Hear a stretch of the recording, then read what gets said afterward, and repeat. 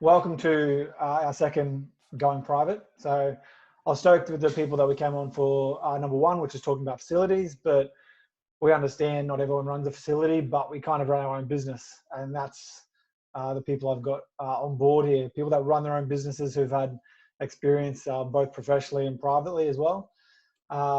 People with plenty of years experience and those with less as well, but we all seem to face some similar challenges.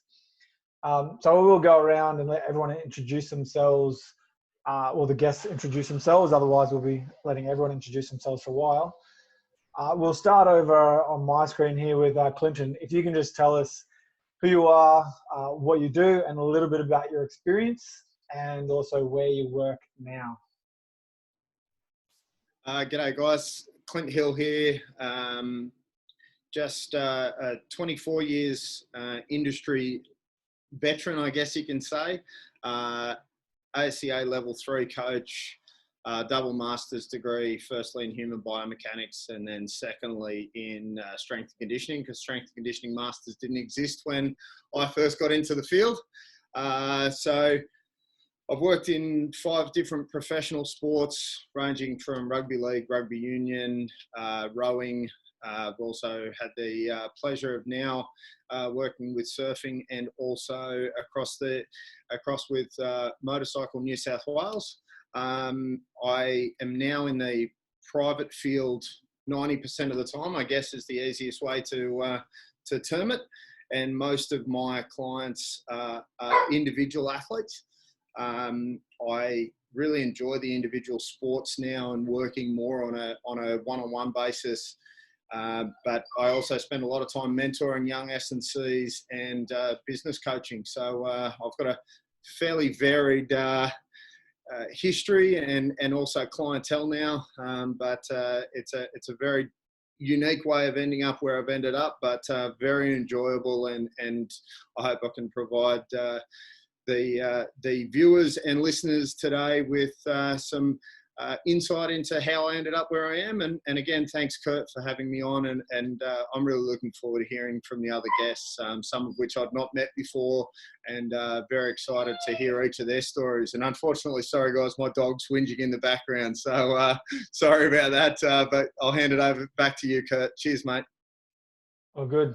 Thanks, Clint. We'll jump on to Clint number 2, Klinton. Tell us a bit about yourself and your background. Guys, came into it late, guys, so I do apologise. I was rearing to go. I sent you a message at 10:02 saying, but I couldn't get on. But my career is quite diverse, and those who have sort of tuned in, I guess, and all the coaches that are on the panel today, we have a diverse industry where it hasn't just been, working with athletes of elite level. I first went in training in a gym environment called Bodyline at Bankstown.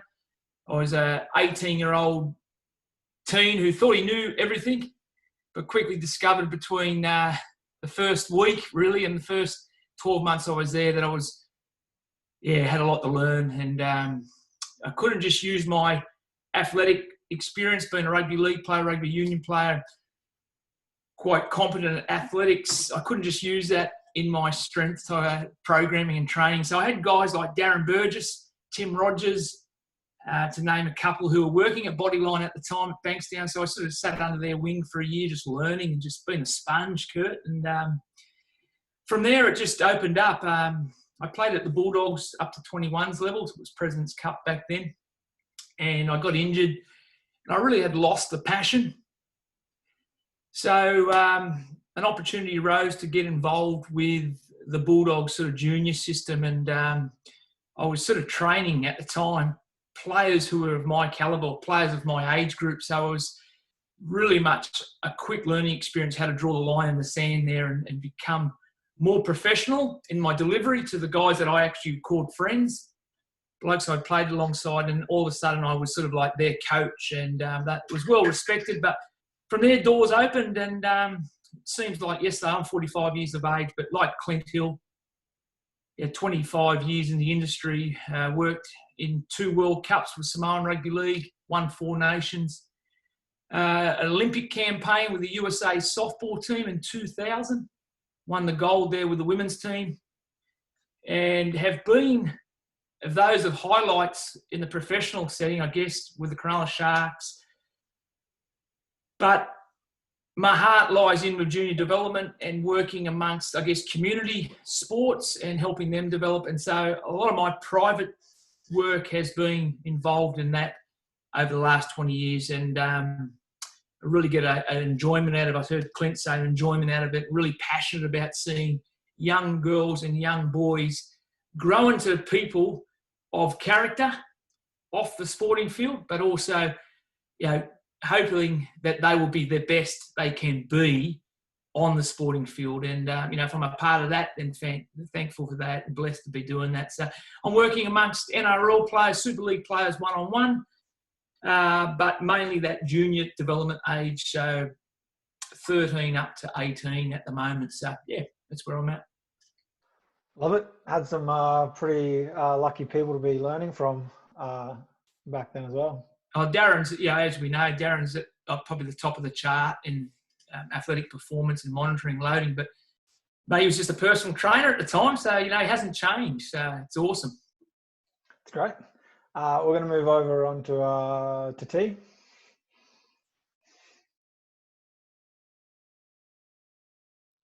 Should probably unmute first. My name's Tiernan.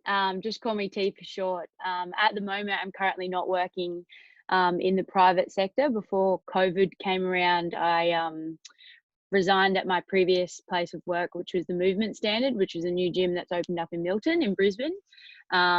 So currently not doing any private stuff, a little bit here and there, but currently do work with the Gold Coast Suns women's team as well. So I was kind of going between part-time private, part-time at the Gold Coast. So that's been fun. Mainly my private work, the type of clients that I was seeing would be a lot of junior athletes that are looking to take their skills to the next level and add in strength and conditioning into their weekly schedules. I was also seeing a lot of return to play ACL athletes as well, especially those that wanted to go back to playing contact sports and elite sport especially. So I got to see a lot of the rehab, final stage rehab, which is something that I'm really passionate about. I've got a master's in high performance sport. I always knew I wanted to work in sport. I gave up my sporting days a very long time ago. Decided to work in it instead of being in it myself. My biggest mentor has been Brindley Abad, who currently works at the Queensland Firebirds. Previous to that, he worked at the Queensland Reds and then at the Brisbane Lions and all over rugby union. So I've had him as my number one mentor, and probably we'll touch on it today. But my biggest advice to anyone who's starting in the private sector is to have a mentor your whole way through. It just challenges you to keep learning, and I think it's always been someone that you can check in with and make sure that everything's as it's meant to. And the private sector can be quite lonely sometimes. That's why I do enjoy working in the team environment. But when you've got your mentor there, it's good that you're not alone at times, which is nice. So that's pretty much me. So yeah. Awesome. Kicking off with the advice straight up. Love it. We'll jump over to Mitch Greaves. Thanks, Kurt.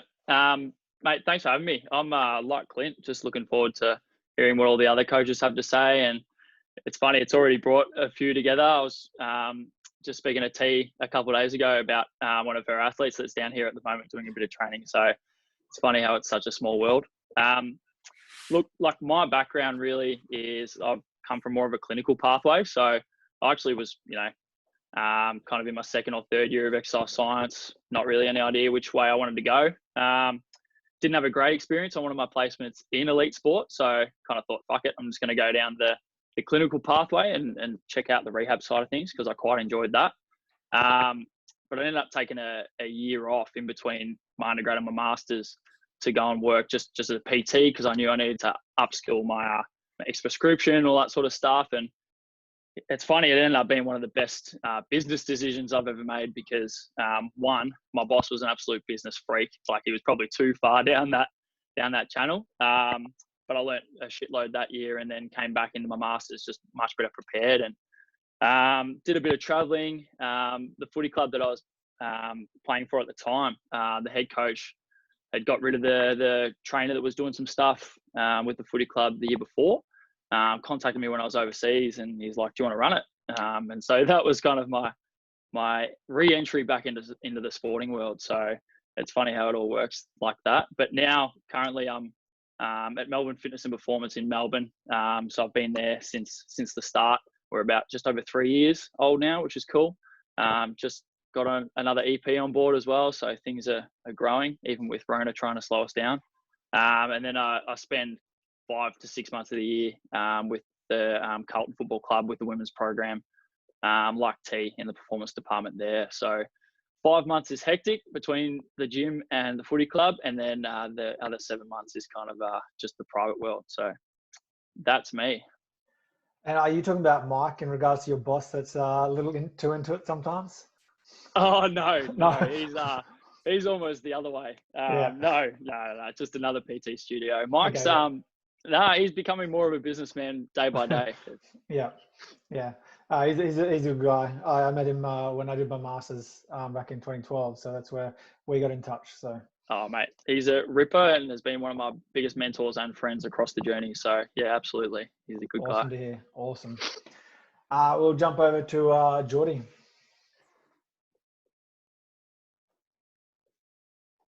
Yeah, look, how are we all? Like everyone else, really excited to meet everyone. There's a few people here that I've spoken to before. Like, I worked with T there for a little bit, which was always good fun. Like everyone, or like most people, I started out in the commercial environment as a young 18-year-old.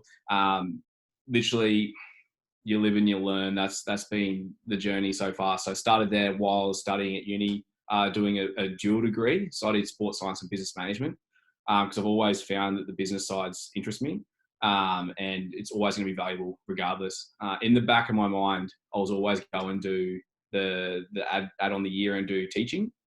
But that's just never eventuated, which has been a great thing because it's been immersed in this environment. So a couple of years ago, I started my own company called Perspective Training. At the moment, it's just myself. Prior to Corona, I was about to put my first employee on, which was really exciting, in a different chapter. But we'll put that on hold for the time being until we can get a better understanding of how this is all going to play out, short-term and long-term. Currently working at O2 Performance on the Sunshine Coast. So the gym is pretty new in regards to facility. It's only about a year old, or coming on to a year old.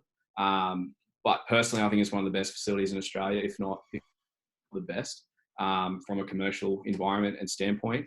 The diversity of the population that come in there is quite interesting. So you've got your Gen Pop, people with disabilities, vets, athletes, and so on and so forth. So it is a good environment and a good culture to be a part of.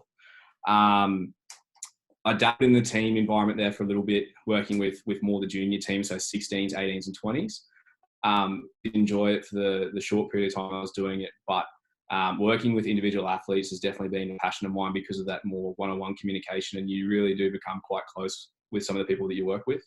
So some of the people I'm working with at the moment is involved with swimming, kayaking, rugby league, soccer, basketball, your typical field and court sports.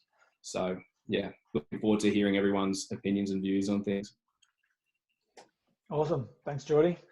And last but not least, Fraser.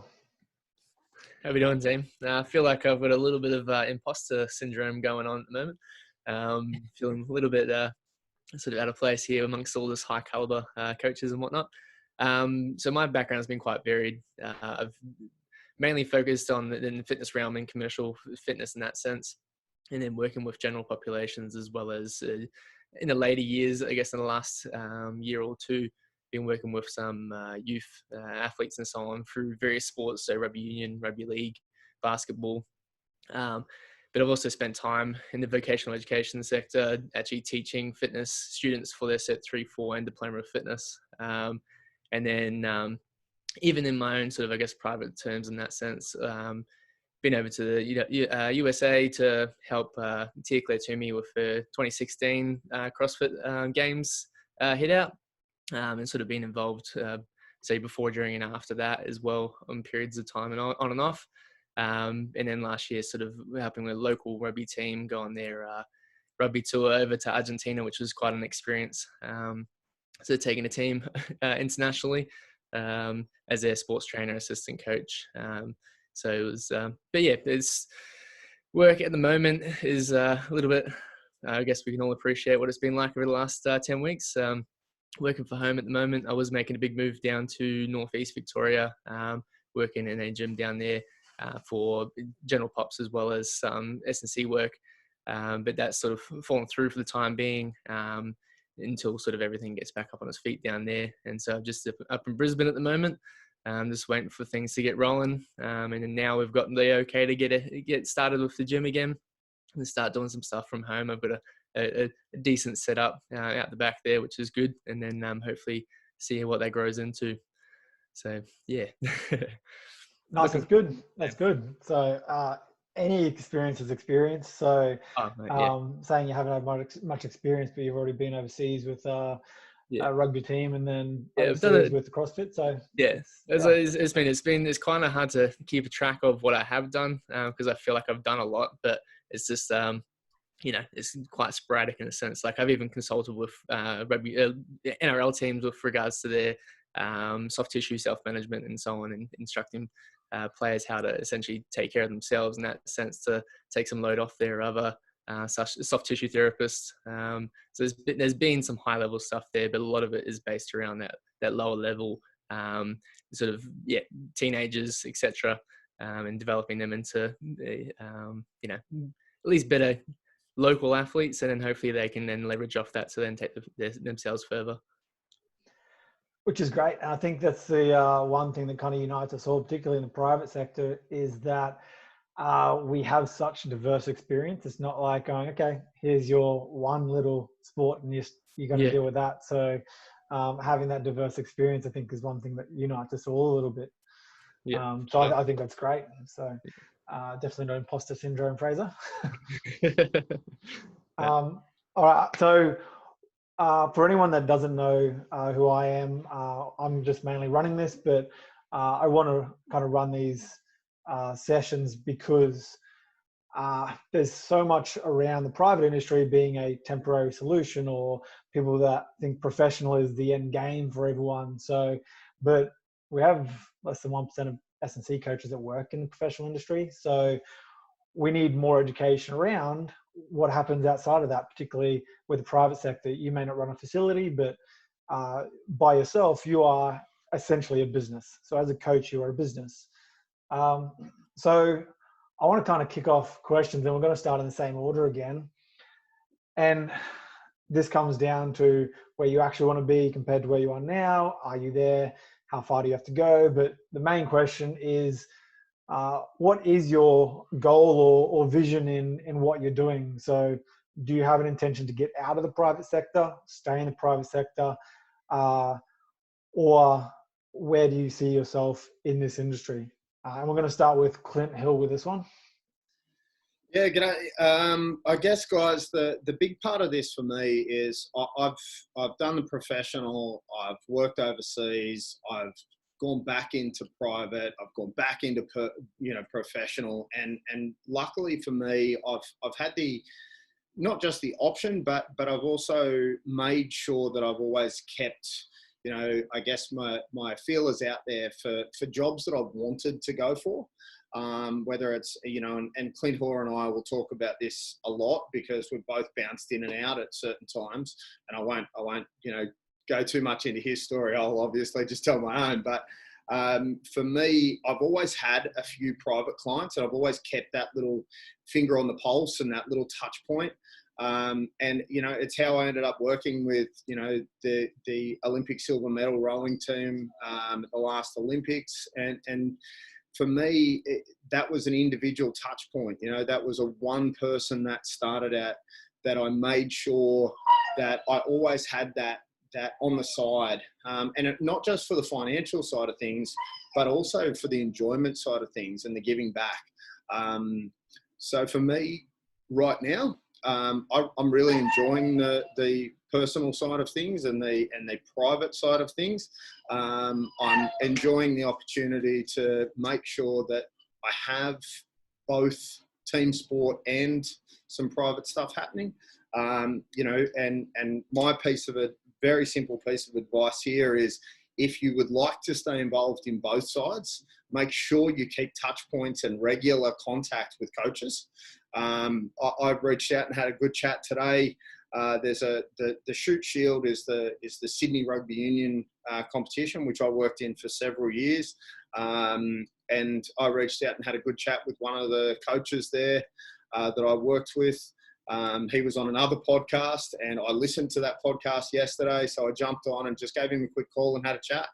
I always tell people that I mentor that they should not only be following the coaches that they respect and admire, but reach out to them, say g'day, make some interaction, and see whether you can start up a particular friendship or whatever it is. Because one of the best pieces of advice that David Boyle and Dan Baker have both given me over the years is that the next job you get will probably be through someone you already know.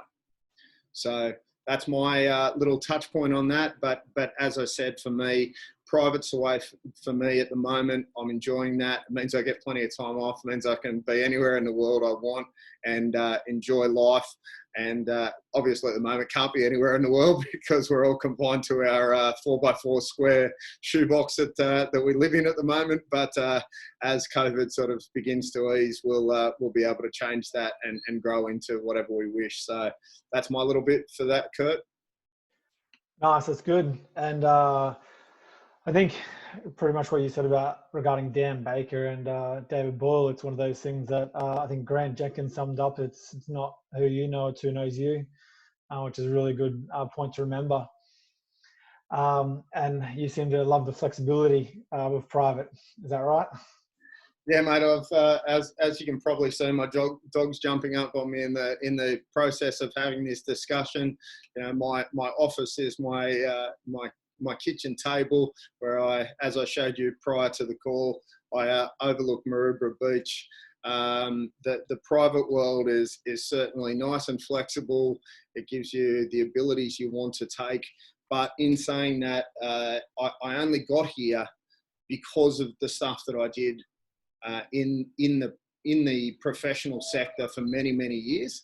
And it taught me so many things about managing your relationships with coaches, with management, with staff throughout the ranks. It doesn't matter whether somebody's a cleaner or whether they're right up to the CEO of an organisation. I think people need to remember that, our industry is about treating people with respect, about making sure that you really look after people, and ensuring that every person you're involved with gives you the ability to make sure that you are, I guess, in essence, one of the first people thought of when you thought of positively. So yeah.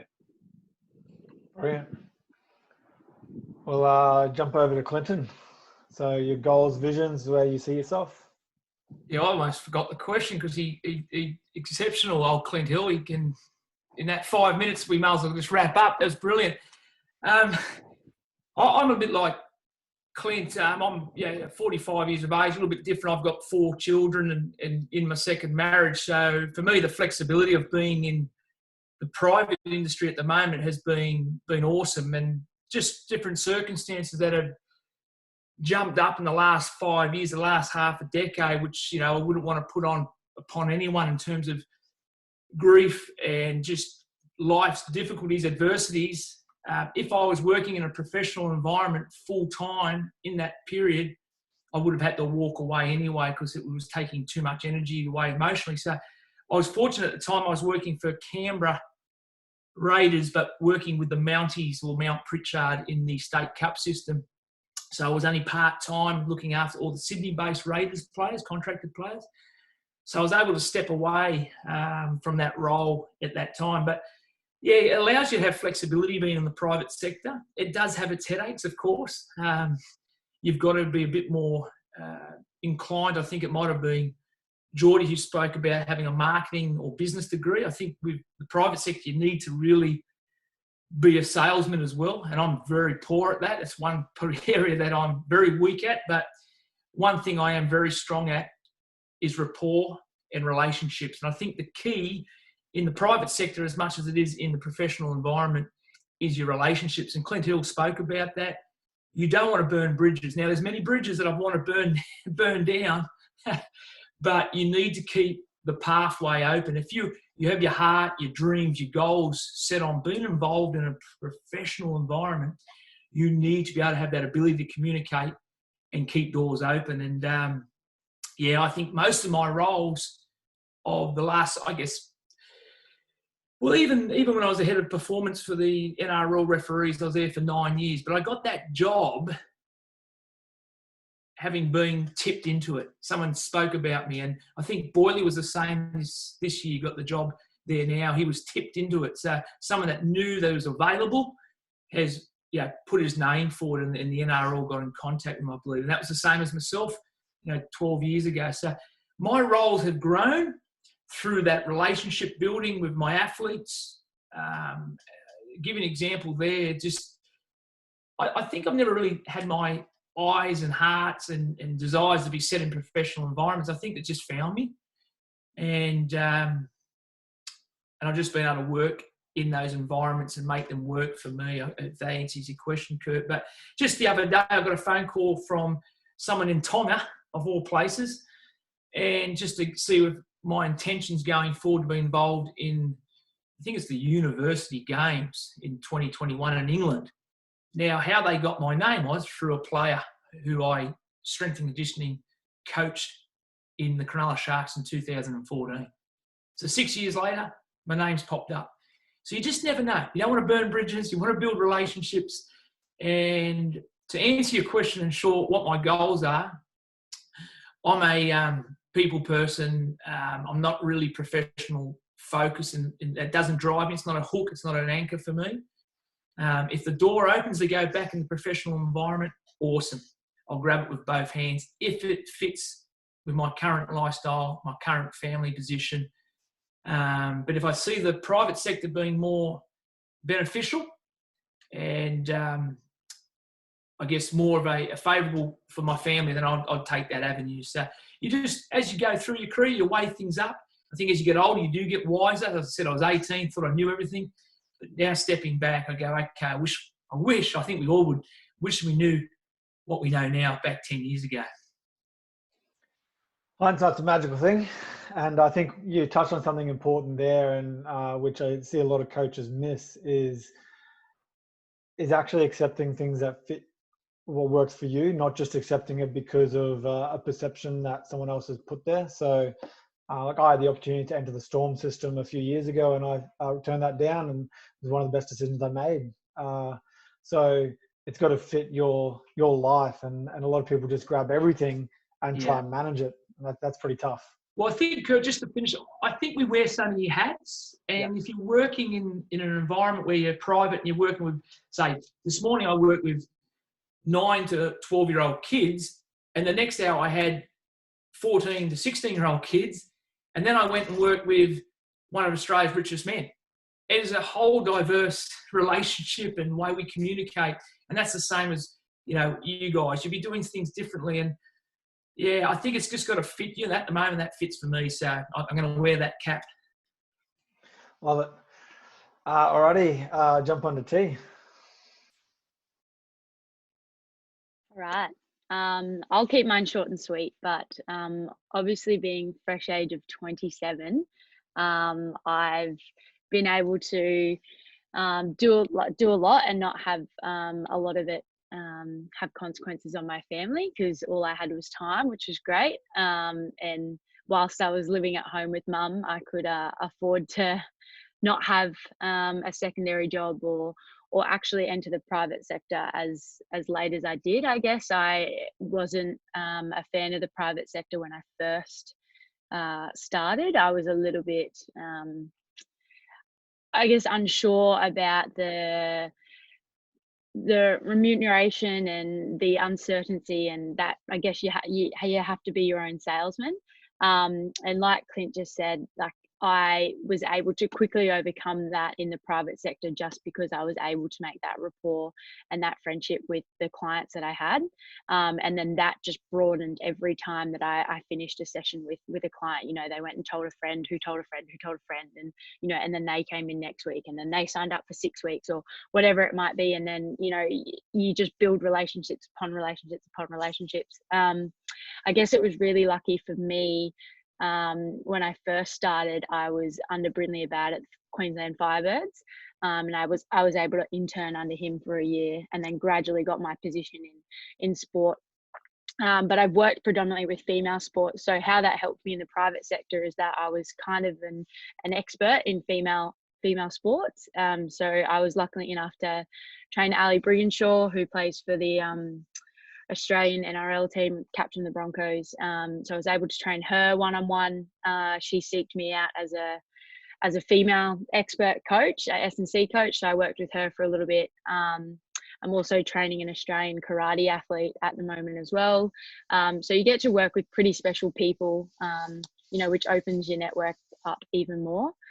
So a lot of my clients were female athletes and a lot of junior female athletes as well, and especially in like those single sports, so not necessarily in team sports. It's, you know, like karate, that don't have the S&C component in their program, where they actually go out and seek that, you know, and then from there, like I've trained a couple more after that. So it's exciting. You get to learn a lot about different sports. Is the private sector for me moving forward? I don't know. I know that I have the potential to do it, but I love sport, so I want to give that a crack, and I can see myself coming back into private stuff and specialising in end stage rehab and probably female athletes. So that's me. No, I think that's great. And I think what you kind of touched on there in regards to a couple of people that you dealt with, they're people at the top of their game, but with those type of sports, professionally, they've still got a lot of development. And so they have to go to private sector because they don't have that support that other professional sports do. So as you'd see dealing with Ali, and I work in the same field with women's rugby league, they don't have that opportunity. They have 5 games professionally in a season now, and it's only the second season in. That's massive. I think encouragement to a certain extent that you get to deal with those people, but also, like you said, you're not sure if that's for you just yet or not. Yeah, still deciding. I'm going to try the sport way first, and then we'll see. Yeah, nice. Alrighty, jump into Mitch. I think you work with, I guess, technically opposing T with AFLW teams, don't you? Yeah, and I can categorically say that we would have won the premiership this year if the season had finished. Happy to put that on the line. No. I'll agree with that. Mitch. Oh, there we go. Oh, beautiful. I knew we were going to be friends. There you go. Look, there's a couple of really good points brought up by a couple there.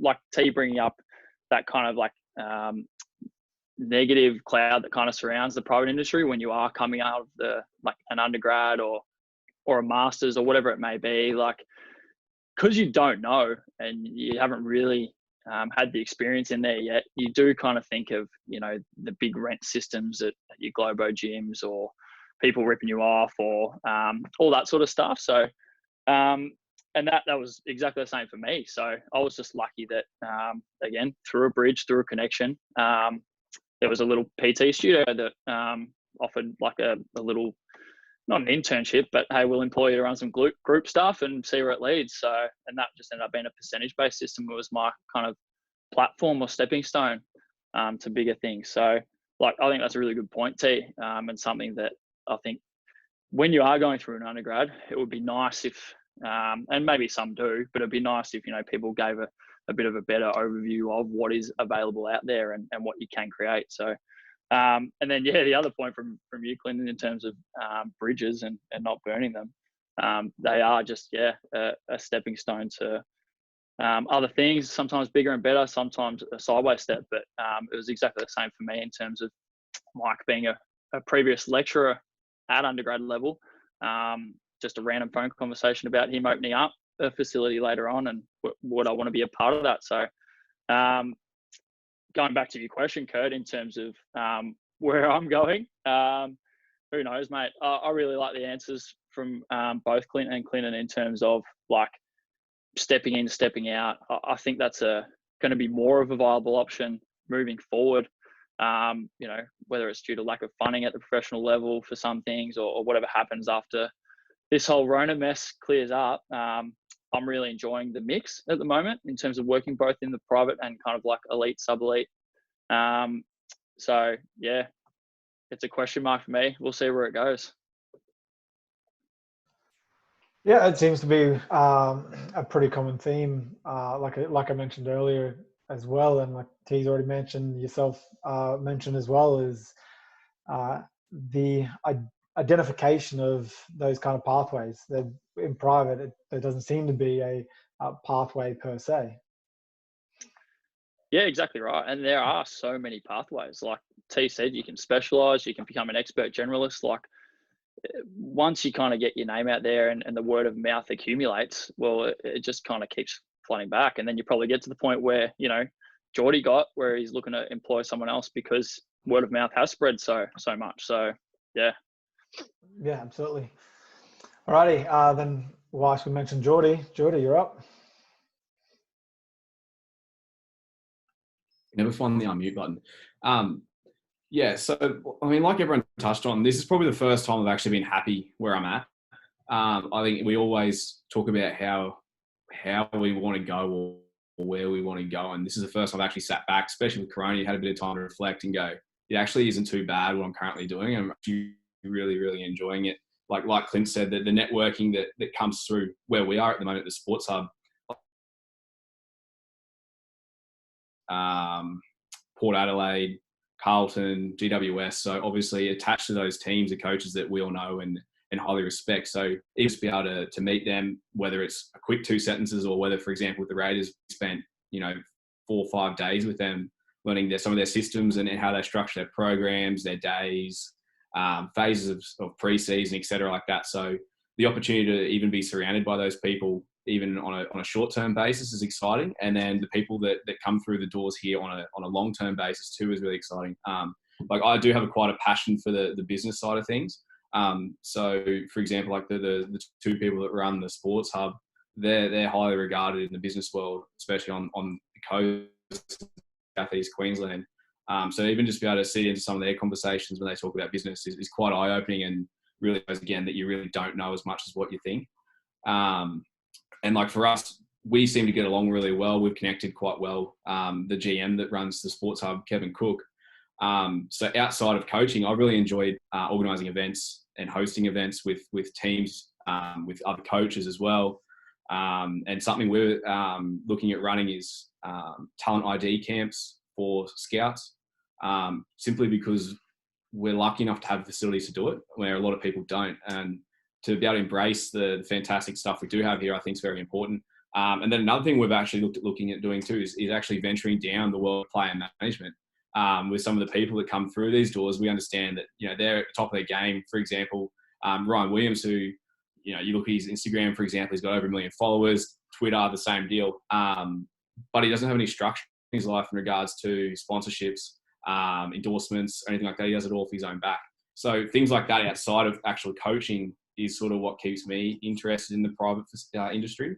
But again, like if an opportunity come up with a team, whatever role it may be, I definitely wouldn't say no. Yeah, I love it. It's really good to hear everyone's different stories here, because we're all sitting on a different platform right now in regards to where our goals and visions are and where we see ourselves. So let's see what Fraser has to say. Last one on this question. So at the moment, I guess, just working privately provides that flexibility and diversity as well. You can work with a much more broader variety of teams, individuals, sports, general pop, etc. by working privately versus being locked into something a bit more in the professional realm. I guess accessibility is one thing. Being able to get into that realm is sometimes quite hard to get in front of someone. But in saying that, my passion lies with the junior development. It gives me, I guess, the rewards seeing people mature, both physically, emotionally, maturely, into young adults, etc., and being able to be part of that process and see them mature in various ways is quite a rewarding thing. And just being able to work with different populations you're working with, you're trying to talk about the same concepts with adults as you do with your teenagers. So being able to do that, I think, solidifies my knowledge a little bit more.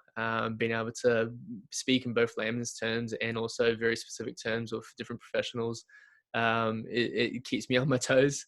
But yeah, I can float back and forth into different realms, etc., and I quite enjoy that. So I see myself staying within the private realm for longer, but just always looking to increase my my knowledge of both, I guess, the professional skill set that I do have now, as well as then just building on the business knowledge, etc., which I've felt like I've learned a fair bit in the last few years. So there's, I guess, a few things that also are roadblocks in the way of getting into realms where you're not being necessarily exploited, where there's not necessarily a mutual share in the outcomes. So that's always been something I've been quite tentative of jumping feet first into anything, in particular when there's no monetary sort of reimbursement, etc., or say return with regards to even just a reference to get into more professional, more permanent roles, etc.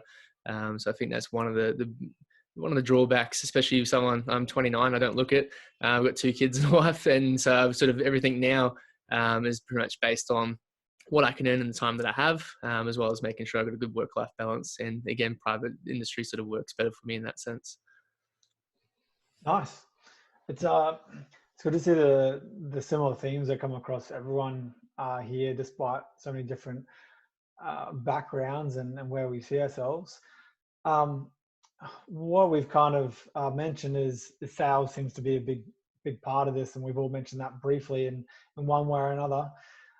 So let's touch on that a little bit. Coaching as an actual business. We're going to start in reverse. So we're actually going to start with Fraser this time, so he gets to speak first again. With coaching as a business, how much extra business work or admin work for business do you actually do outside of your actual coaching or time with private clients? And what kind of stuff do you actually do? I think it's varied over the years. So I guess, was it just gone January, I just closed the gym, and I've been owned and worked out with a business partner for the last 3 years.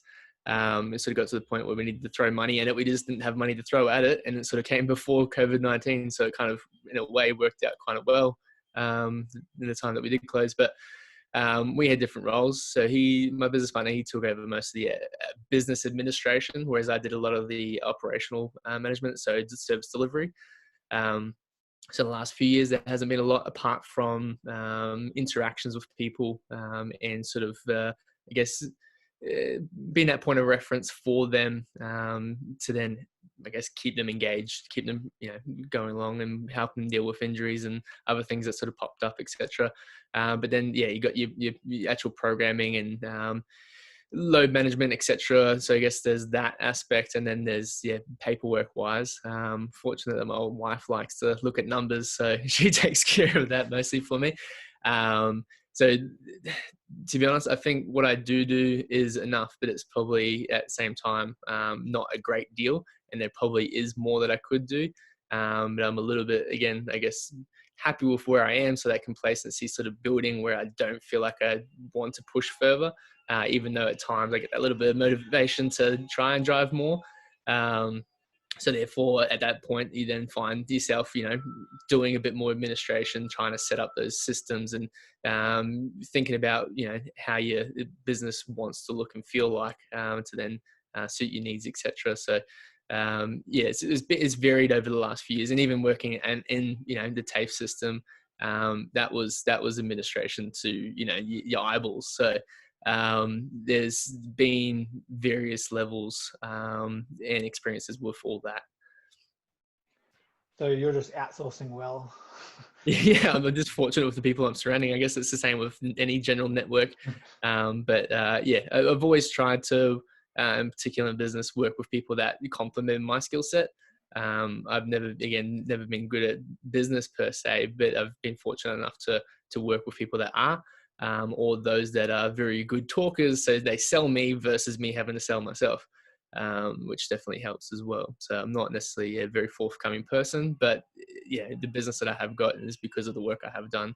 But the administration has been one of my weaker sides, but it's certainly managed. Yeah, nice. And sales is just a persuasion, a discussion. So it is just on yourself. It's just putting how you value yourself, which is I guess a big question, and how that works in the private sector and commercial industries and so on. It's just what do you see yourself as value as to what you provide versus what they're ready to pay, and that's always a juggle. Yeah, and that's something we'll touch on soon as well. Yep.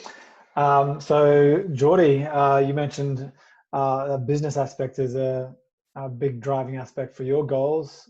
So what kind of extra stuff do you do outside of just the coaching? Well, the first thing you want to do is get a good accountant. That has saved me more money than I can even imagine. Plus, literally seek out people that are going to make your job easier.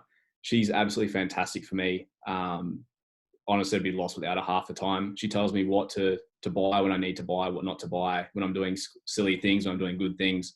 And it really does give you that direction. So like, for example, she's like a mentor to me. I seek out Carl Goodman from AA. He does in his business mentorship, and he's been absolutely fantastic in helping provide some systems in regards to even just booking, simple things like bookings, payments, things that you just think that you should be really bread and butter basic, but often sometimes get pushed to the side with other topics, whether that be coaching, programming, etc., and things like that. But this has been really good to sit back and go, okay, what systems do I need to address and make better? So personally, I've set up booking systems, payment systems, worked really hard on just nailing down the P&L. So things I don't need to buy, things I do need to buy, what is important, what is not important, just little things like that. So seeking out mentors, that's the biggest thing for me when it comes to anything business related. So a lot of what you mentioned there is pretty much having strong financial backing to support what you're doing. And if you don't have that stability with your financial aspects of your life, then everything else tends to crumble around you, whether that's work, personal relationships and things like that. If you do have that safety net of whatever it may be, life is a lot easier, believe it or not. Love that outlook. Going on to Mitch. Yeah, I couldn't agree more, mate. One of the biggest and best things I did kind of a couple of years ago was set up, holiday sick pay account, tax account, all that sort of stuff, with after a recommendation from the accountant. So yeah, accountants definitely make your life easier. But apart from that, to be honest, mate, like a lot of my stuff is, done in-house. So like I do all my tax invoices, all that sort of stuff, all the social media promotion. So I'm pretty keen to see what everyone else is handballing. Like Fraser, you sound like you're doing it pretty well, mate.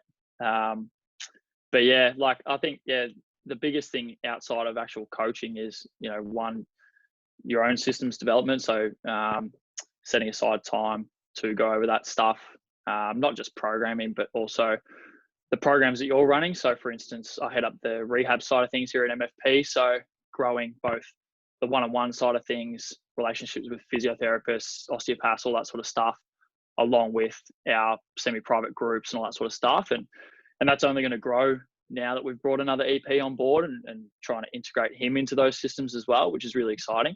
So setting aside and having days where you've got different focuses or a different percentage of focus on some days has definitely been one of the biggest developments that I've undergone over the last sort of like 6 months, to be honest. frees up a heap of time. Nice. Nice and succinct, and pretty much covers what Jordi mentioned as well, and making sure you settle your finance as well, and then go from there. Mate, absolutely. As much as JobKeeper's helping for some of us at the moment, at any point in time that could be ripped away. So yeah, absolutely. Set yourself up for sure. Yeah. T. I guess I've been kind of, compared to everyone else, looked after really well from my, I guess, work admin perspective. But the clinics that I've worked in privately have actually looked after all of my invoicing, payments, things like that. So luckily that allowed me just to do what I do best, and that's writing programs, liaising with physios, osteopaths, whoever it may be, doctors, surgeons, making sure that I nail that communication. So that's probably my biggest load in private work, is programming and communication with external stakeholders that are essentially going to fill your books. So yeah, I got the luxury of focusing on that whilst I had a admin and a reception team that would do the rest for me. So I got lucky, and it's a lot. I would say there's a lot more admin work in the private sector than there is in the professional sector. Just because if you've got something to say to someone in the professional sector, like for the Suns, for example, if I have to have communication about a player to the physio, I can literally just walk to his desk and talk to him. Whereas in the private land, it's a little bit harder. You got to send emails or, call them 500 times before you get an answer, and then communicate it back to the client. And so it's a lot more tedious, I would say. But yeah, I feel like I've been looked after in my private stuff. Maybe this is putting me off more, putting me going to private with all this extra handballing of tasks. But yeah, I'm very grateful for the reception team that has been doing all that for me. I was very fortunate. And like you said, when you chase up clients, etc., you need to kind of chase up 1,000 times. And at the ASCA conference, I spoke a little bit about when you work with so many different avenues, I generally have a communication day for certain things. But as I know in the private world, they can just go, say sometimes you're not there to do things, particularly in COVID, and they chase you up and they expect an answer immediately on what they need to do, but you might be doing something else. So then you go, oh, okay. Yeah. Yeah. The best one is when they show up and they say, oh, I've been to the physio. Have you spoken to them? And you're like, no, no, I haven't. Now I've got to figure out what get their terms of the consult. And yeah, it can be a mess, but it's makes you think on your feet. So. Yeah, nice. Yeah, absolutely. I'm sure we've all experienced that exact same conversation before. Klinton, not Clint Hill, Klinton Hoare. Where do we see? What did he just? Oh no, there he is. Yeah.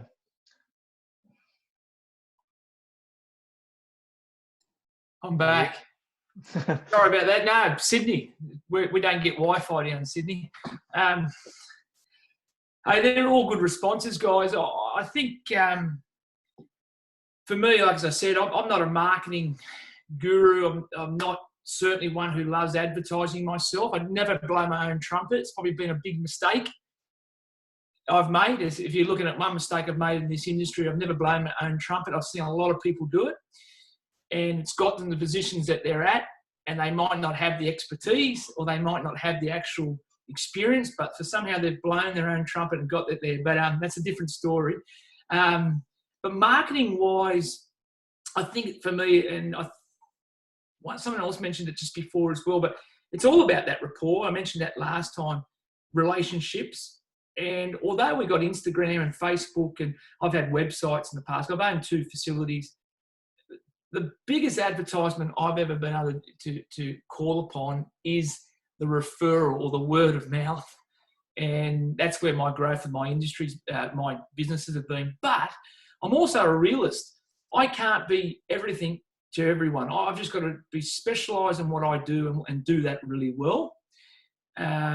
People often talk to me. I'm not qualified to do nutrition, but we are in ASCA and with our university courses able to talk on that. But I'm always referring on. If it's injury management, although I was the head of rehabilitation at Cronulla Sharks, if it's injury management, I'll always refer on, because my expertise is in getting athletes or clients to perform on a daily basis, and what that looks for them is all different. Whether it be programming, whether it be setting up systems, whether it be creating behavioural change, that's my expertise, or that's my specialist, specialisation. So although I do have Instagram, because I've jumped on and followed me, I actually hate using it. I was going to get off it a couple of times, and you'd love to hear what the millennial age group on this chat would think about it. But I was going to jump off it, but it was great because then just as I was about to close it all down, I'd got a message from somebody in England saying, mate, this is just awesome, the words you speak. Because I actually do a bit of life coaching. Well, it's not life coaching, but I just actually help put a bit of motivation out there as well. And it just lands on someone's plate and they say, I can take a little bite of this and it might give them some hook for their day. So that's the only reason why I'm on Instagram. I throw a little bit of stuff out there on strength and conditioning, but not as much as some would be using Instagram as a vehicle to grow their business, if that makes sense. And outside of social media and marketing, Klinton, like what kind of administrative work do you do for yourself in that private sector? Yeah, well, the private sector, at a young age, I was able to, 2 or 3 years into my personal training business, we had a really good client, my ex-wife and I, who was, basically the managing director of PwC. And so they taught me basically a valuable lesson about you need to know your business. You need to understand your business. There's an area where you don't outsource, and that's your financial position. So yes, you get an accountant, but you should be competent enough to do your bookkeeping. You should be competent enough to know where the money's coming, where the money's going. So I do all that. But what I've learned over time is I do it once a week, where I focus in a couple of hours, where I'm looking at where the money's going, invoicing, whatever it is. That's a role I play. I do have an accountant. I heard someone say they got a great accountant. It took me about 20 years to get a really good accountant. I had a really good one, but he passed away. And, from there, I just got put on to other people, and they just ended up being chonky, really. But in terms of systems and structures of a business, and when I've been leading 2 businesses, I ran corporate fitness centres, and I also ran, fitness Pilates studios for the Gen Pop. I got people involved, collaborated with my employees, but in the end of the day, I was the owner, the founding director, so I need to know that my systems would work, but collaborate with the staff I had and the employees I had. If I could see that they had a gift in administration, they had a gift in operations, get them involved in some of the decision-making, where the business was going. Gave them a little bit of ownership as well. And when you give ownership to people, you all know that people grab it and run with it, and it gives them a bit of motivation to turn up at 5 a.m. in the morning as well. But I guess in gist, what I'm trying to say is know your business, understand your business. We live in a deceptive era. I heard Dale Partridge wrote a book called People Over Profit. And we live in a deceptive era. And you look at deception across our industry, and I said it before on Instagram, there's some really good people who market themselves. But if you tear that back and you meet them at an ASCA or you meet them at a convention, and they may only have 4 or 5 clients. So the key is to be you, be true to who your values are, advertise yourself through your excellence, advertise yourself through your work ethic, and the results you bring to your clients, whether they be Gen Pop, whether they be corporates, whether they be junior athletes, or whether they be what we call elite athletes. So, yeah, that's what I can give you around advertising. Yeah, nice. And although we went across the multiple aspects there when we discussed it, what you mentioned in regards to the personal factor, I was listening to something the other day, and I forget who they were. I think they were the marketing director behind Chipotle, I think it was, and they were saying that social media has become too much about media and less about social. And if you actually just become real on the socials, like you can post whatever you want, you're going to get more people engaged than if you just put out something that's really flashy and trying to gain attention. So I think that comes exactly back to what you're talking about. Coaches in general, that rapport, and T said it as well, is she does a lot of work with communication and having that rapport from people, and that's what drives business. Well, I think there's John Maxwell in the leadership conference I went and sat on 10 years ago, spoke about deception leads to decline. So you need to be authentic in what we do. And there is too many people out there in our industry, and it's just pretty hard hitting, but I'm a truthful leader, is that we need to be authentic to our clients, our athletes, to the people that we're journeying with, the S&Cs that I'm mentoring. I need to tell them, look, hey, I'm on JobKeeper. I've lost 40% of my income, so I'm on JobKeeper. And it shocks some young S&Cs. Oh, you're on JobKeeper. I thought your business was flourishing. Well, it is, but there's a period of time where we're going to take a knock. And so anyway, I'm on a little soapbox there. No, that's all right. And I'll jump to Clint Hill in a second. But and I guess people in my life around me know that I'm pretty brutal at times, and I'll just crack straight to the point. And I was working with a company at the end of last year, and I won't say who they were, but they were just fobbing me off a little bit. They wouldn't get back to me. They were taking their time, and it was getting really frustrating because it had certain deadlines to meet. And eventually they finally opened up about what was happening in regards to their business and a few people falling off and stuff. And I just had a frank conversation. I said, just literally, you've got to be open about it. You tell me what's happening and everything is going to actually be fine. It's just, you got to be open, have these discussions with your clients, because they're going to be more pissed off about getting fobbed off and having that deception where there's all this business change. Whereas if you just said, hey, we're going through some changes in our business currently, we'll get back to you soon, then everything works out fine, because they understand that you've had that communication with them. And these are with the this discussion was with one of the owners, so they were pretty frank about the money they'd lost and all that kind of stuff as well after they finally opened up. But from there, it's been a great relationship, and they've opened up to more clients about that kind of stuff as well, and they've had more people come on board because of it. Just that authenticity.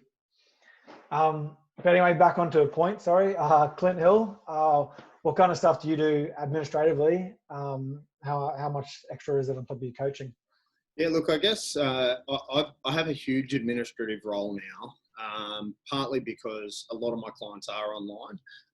I'm a very, very heavy advocate, and Clint, Hoare and I talk about this a lot, that in mentoring young S&Cs, young PTs, people coming into the industry, one of the big things for me is around showing them how I write programs, why I write programs in certain ways. And God, the people on this call and the people listening, I've probably made more mistakes than you have attempts in the last 25 years of writing programs. So again, authenticity is a huge part of this. You know, not putting yourself in a position where you don't show the absolute true self, you know. So when it comes to the admin side, I would say on average, I spend about 30 hours a week, whether it's sitting here in my amazing office that overlooks Maroubra Beach, but also just purely the fact of whether it's Zoom meeting, podcasts, just phone calls in general, or generally just keeping myself open to being able to be accessible for guys who need and want questions answered. You know, I put up on my Instagram the other day, I offered 5 free spots, 5 free 1-hour business development strategy meetings. Now, very luckily, you know, in the social media world, you know, I filled those spots in about 8 minutes, which was pretty daunting and a little bit of a humbling experience, actually, to be really truthful. I wasn't it's the first time I've ever done something like that, and I did it because very simply, I've noticed over the last few months, not just with COVID, but there's a real isolating effect of obviously being, you know, in the situation that a lot of coaches are, where they've had to revert to Zoom, where they've had to revert to online coaching. I really heavily believe that the administrative side of our business is something you have to be all over, but I'm very, very clear that I outsource as much as I possibly can. My religious statement, and this is about as religious as you'll ever hear me speak, is that I'm not a mechanic, so I don't try and fix my own car. I'm not a doctor, so I don't try and diagnose my own problems. I'm a coach, an S&C, and a business mentor. That's what I stick to. I stick in my lane. I don't try and do things like it's slightly different to Clint Hoare. I have absolutely no idea what's happening on the financial front in my own business. My accountant does all of it. I use systems to make sure that I don't make mistakes, because I don't love the administration side of business. I make sure that I have reports that mean that I can gauge where I'm at, whether it's around making sure that I don't miss an appointment, making sure that I look up, the things that need to be recorded for that week, the things that need to be invoiced, etc., etc. I use a system called PT Distinction, which is one of the online systems that I've used heavily over the last few years. I've used, things like Mind Body, Timely, etc., etc. I'm a huge believer in your hourly rate should be what you look at around how much time you spend doing administration. Now, if I'm charging myself out at, and I'll just use $100 as a nice easy figure, and I can look at having a client in for that time for something that takes me 2 hours to do, let's say my own bookkeeping each day. If I'm using 2 hours, I'm better off to go out and train someone for 2 hours rather than waste that 2 hours doing something that I can outsource for $50, because that person is much more effective and much faster at it than me. So similar to what Jordi said, it's about understanding the right systems and understanding exactly where you sit with that to make sure that everything works for you. And that took a long period of time. Look, I made, as I said before, I made plenty of stuff ups around that. I chose wrong systems to start with that were difficult, fiddly. I had to, input so much data and so on and so forth. And that's probably the big difference between the private and the professional sector, from my opinion, the amount of time you spend doing admin. Yeah, nice. Really interesting to see the differences there, and people talking about what they know what's going on financially, and people who just go, nah, let's just pass that on. But I guess as coaches, we don't tend to get into coaching because we love administration, right? So as a private S&C, or those that have worked in private S&C, I'll ask 2 questions here. What is the, toughest part about being in the private industry?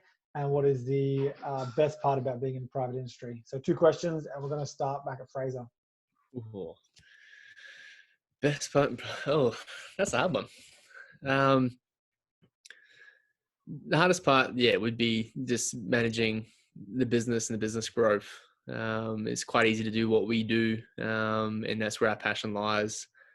So there's, the difficulty being, I guess that's my difficulty is, the aspect that is around managing and promoting a business. I used to think it used to be, build it, now shall come. Whereas it's like, it might be that, but that building process isn't just overnight. It's sort of years and years in the process. And where I guess it's the cost of passion as well, being the hard part, where you'd be keen to throw yourself in and do anything and everything. But then whether or not you appropriately compensated for that as well, whether it be favoring of your education or actually some sort of income in response to that. So I think the easiest part is actually doing the trade, doing the practice of what we do. And then the hardest part would be, for me in particular, is being self-promoting and managing that business aspect, and dealing with that. On top of that, there you said the easiest part is what we do, but what is the best part about what you do? The best part I think is just that human interaction, and showing someone, leading someone to attain their goal. And it's like, I guess it's how you then, like, I used to be quite authoritative, where I would sort of be like, this is how you do it, go do it. Whereas now, even as I guess as my own personal development's gone, I've sort of made it more client centered and sort of grown in that regard too, so that actually coach properly and effectively.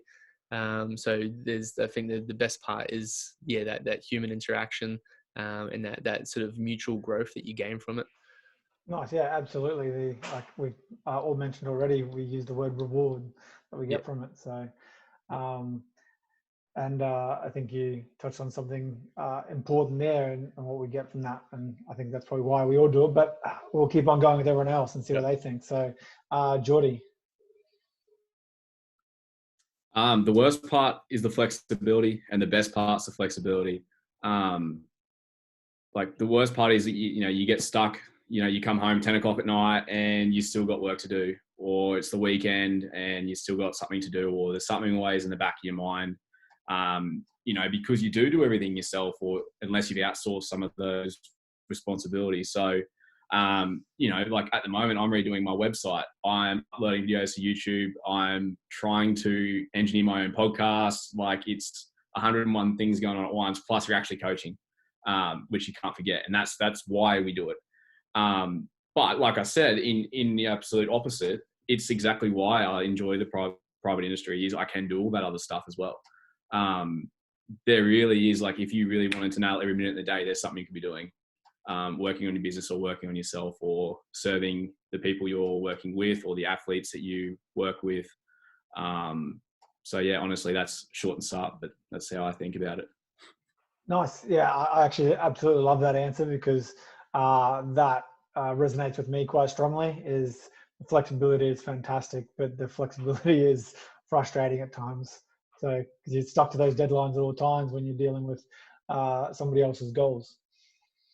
100%. And sometimes too, some of the things that aren't important you place on a pedestal, they have really limited importance, or you think they have such importance, when there is other things you should be focusing on that do return a lot more value to you or other people as well. So getting stuck on working on the little things that aren't going to add up, necessarily straight away, long-term, yes, but short-term, they probably aren't the best things that you can be working on. And again, that's where your systems come into play, where, this week I have 3 or 4 things that must get done no matter what. Everything else can go to the side for the time being, and they need to get done. And like, again, you sent me an email 2 days ago and I finally got back to you this morning. Things like that, I need to be better at, which first to admit. So yeah, there's plenty to still work on. Nice. And being accountable is important. I think that's something as coaches we learn along the time. So, and even evolving as a coach, what Fraser mentioned, how he started with being very strict on things, and then the human element added. I think as coaches, private sector, non-private sector, we all start out going focus on the programming. Then we realize there's business, human elements, and we start to grow and just realize there's human aspects to it all. So we'll jump over to Mitch. Yeah, I actually think the worst part has grown into one of the best parts for me. Kind of similar, like the uncertainty of the private industry when you first start out or first transition to a new business or a facility is definitely daunting and scary, and probably one of the worst parts. And kind of being in the situation where you are responsible for everything and the growth of the business, and but then moving forward, that becomes a bit of a freedom where you can actually see continual reward for the effort you're putting in, week to week, whether it's something that you put in place that comes back and comes to fruition in 6 months or a year's time, or whether it's something that you're doing consistently week to week and immediately comes back. That uncertainty at the start kind of becomes a freedom moving forward, where you can see reward for effort. Whereas unlike if you're in, a professional contract or something, sometimes there's just not more money at a sporting club or somewhere else. So even though you're working your ass off, you might not get a 5-10 grand raise. But in the private sector, there's ways, and you just continually work out that there's ways to kind of, whether it's add income or add value to your business, that go along. And then my other favorite part of working in the private business is just being around other like-minded coaches and different coaches day to day, and kind of being able to just feed off other people, and that continually pushes me for sure, in terms of, you have your weeks where little bit flat, or you got a little bit of extra admin that you don't particularly want to do, but then a coach comes in and goes, fuck, I just listened to this awesome podcast, or I was reading this awesome thing, and kind of rejuvenates you again. So those would definitely be my favorite things. Nice. T? So I'm going to answer this a little bit differently, only because I don't have my own business, but being a coach in a facility, I'll take it from that angle. So when you have no ties to it yourself, it's, I would say, one of the hardest parts, or the worst part would probably be not having the control for, I mean, you have them for 45 an hour and not having, you know, control of the other 7 days that they're away from you before they come and see you again. That sucks, because you put together this amazing plan and, you know, do this on this day, you know, when you feel like this, do this. And then they come back and they're like, I haven't done anything since I saw you last. So that's probably one of the hardest things being a coach, is accepting that you're only going to see them for 45 minutes and it's totally up to them what they do for those other hours outside from when they're with you. And all you can do is just educate as best you can, which leads me to my favorite thing about what I do, is that I get to educate every single session that I do. So the way that I coach, I don't think anyone, maybe Jordi's seen it the most, but when I coach, I explain. And I rely on that buy-in from the client or the athlete, whoever I'm working with. And that's what I like. I like them to understand how my head works, so that they're confident in the way that they, you know, walk into that program and walk into any session with me. They know exactly what we're getting out of it, and how the steps we're going to do to achieve it. And then week in, week out, we build on that education, and it comes to the point where, you know, they actually are feeding education back to me, and like, that makes me happy, because they're understanding and they're actually appreciating what you do and how we think about things, and we're not just whipping up a program in 2 seconds. There's a lot of time and thinking and rewriting and scribbling out and do-overs that we do. But yeah, they would probably be my worst and my best. Awesome spin on it. So like you're doing, I think I always say you are intentionally trying to make yourself redundant by educating the athlete. And so it's good when they actually educate back, and you're like, this is fantastic. Yeah. Yeah. It's a sigh of relief, that's for sure. You Yeah, know what absolutely. I'm talking about. Yeah. Yeah. Sometimes it just seems like it doesn't sink It's in. just, Exactly. Yeah. Yeah. I see a lot of the other coaches just laughing, like, yep, seen that before. yeah. Alrighty. Moving on. Klinton. Yeah, I'll be quick. Hardest part for me is probably, well, difficult part. Two sort of answers to this, I guess. But when you're in a professional environment, you're working part of the performance department team, there is a good social element in your day. You're working on, seeing your team improve, but there's a really good mix, really good vibe, really good culture to feed off. And I love the energy of people. So, working for yourself, unless you've got a contractor or someone that's on the floor with you. But a lot of my work's outside with the athletes. And then when I come home, a bit like Hilly, where I'm sort of doing online programming. So I miss that relationship. I miss that energy. So the difficulty is just you become a little bit isolated. So I love what I think it might have been Jordi that said, you've got to make sure that you're holding yourself accountable, getting around other coaches as well, learning off other coaches, getting that energy as well. So, I miss the team environments. That's the hardest part for me. The flexibility is great for where I am at life. I've already said that a couple of times. But be warned, that flexibility can lead to procrastination.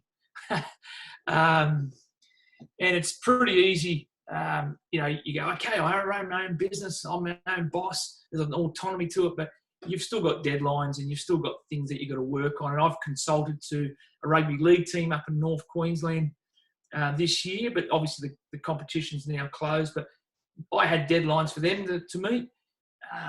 But at the same time, I had a shitload of one-on-one work to do with clients down here in Sydney, with players going into the NRL, players going back to Super League.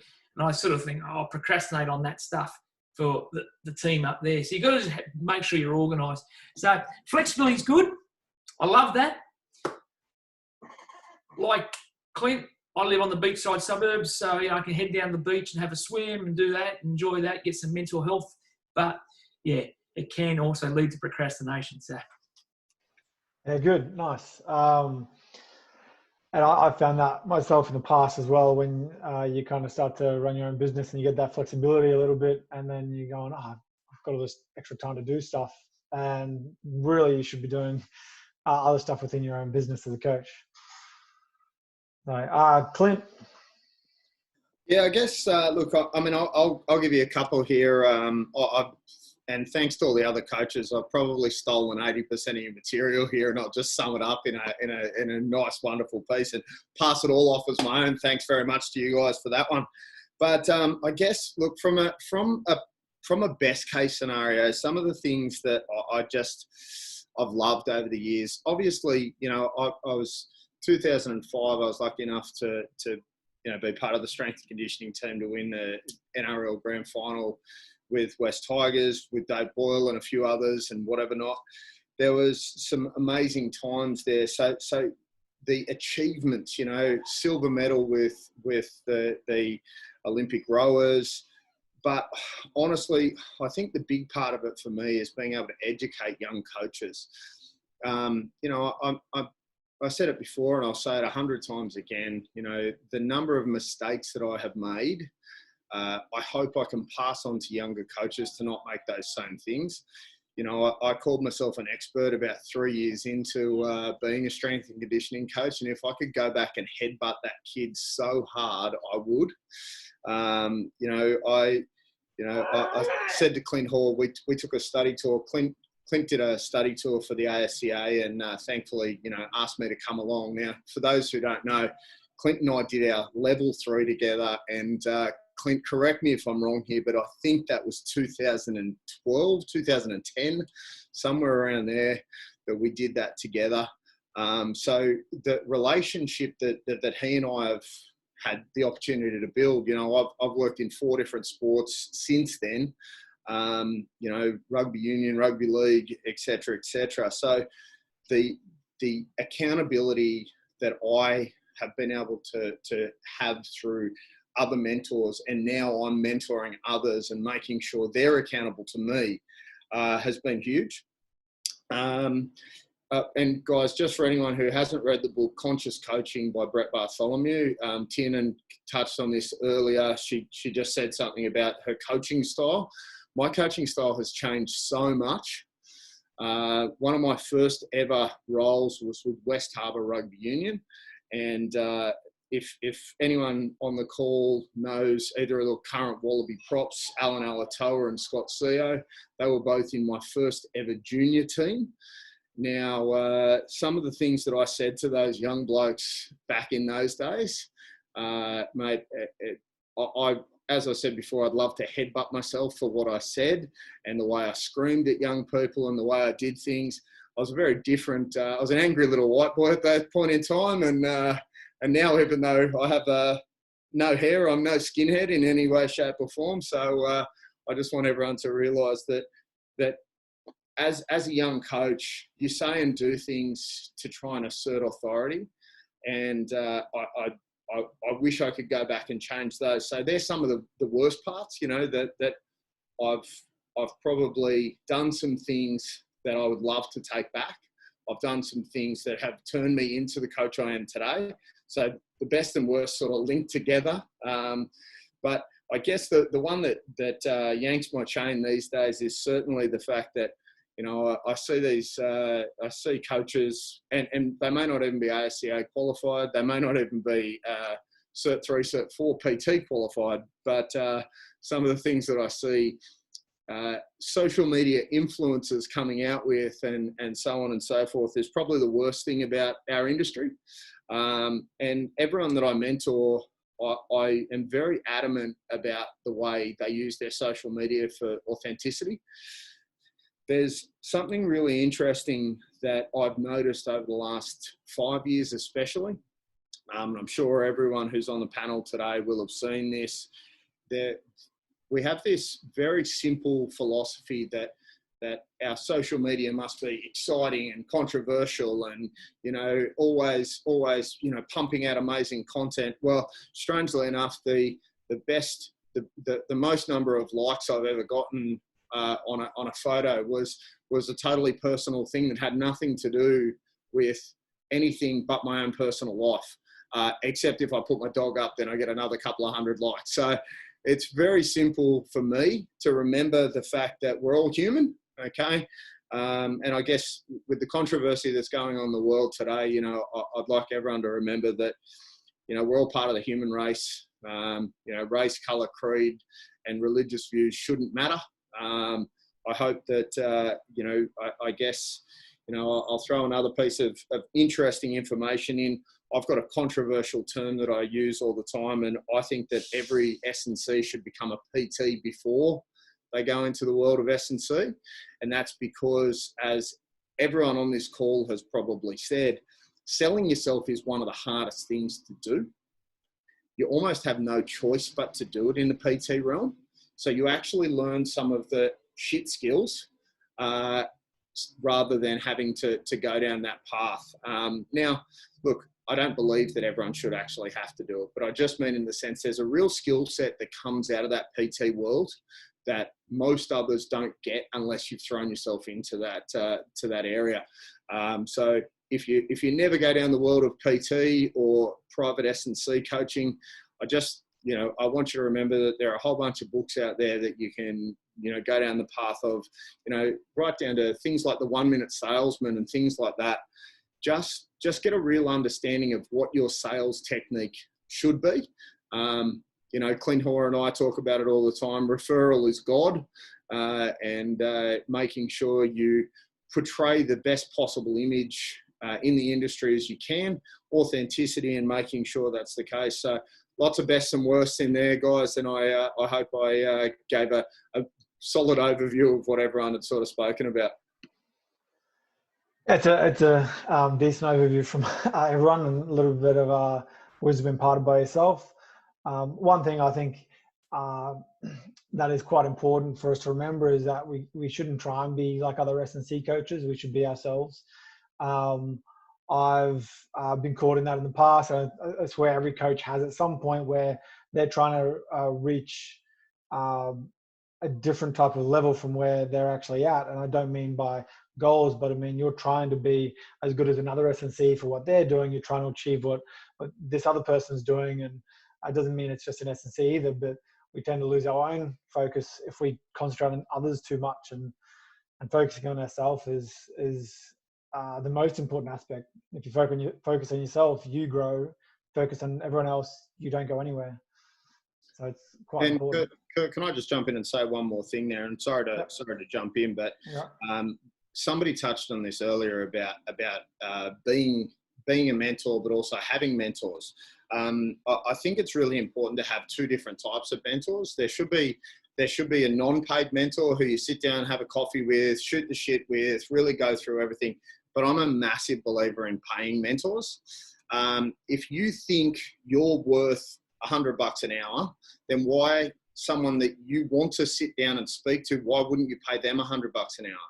Like I've got a real bee in my bonnet about that side of things, because if you believe your time is valuable, why wouldn't you value the time of others? And I've had some amazing mentors over the years, the likes of Brett Bartholomew, Michael Boyle, I spent time with Louis Simmons at Westside Barbell, and I've paid all of these people for their time.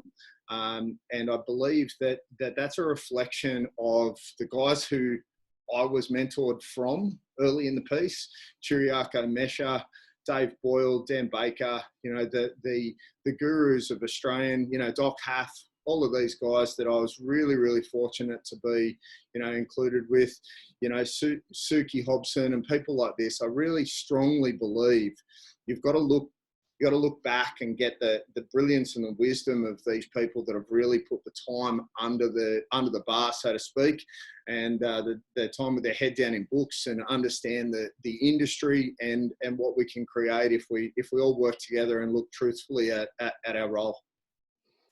Yeah, and a very important point to make, and that we shouldn't expect people to pay for our time if we don't expect to pay for others.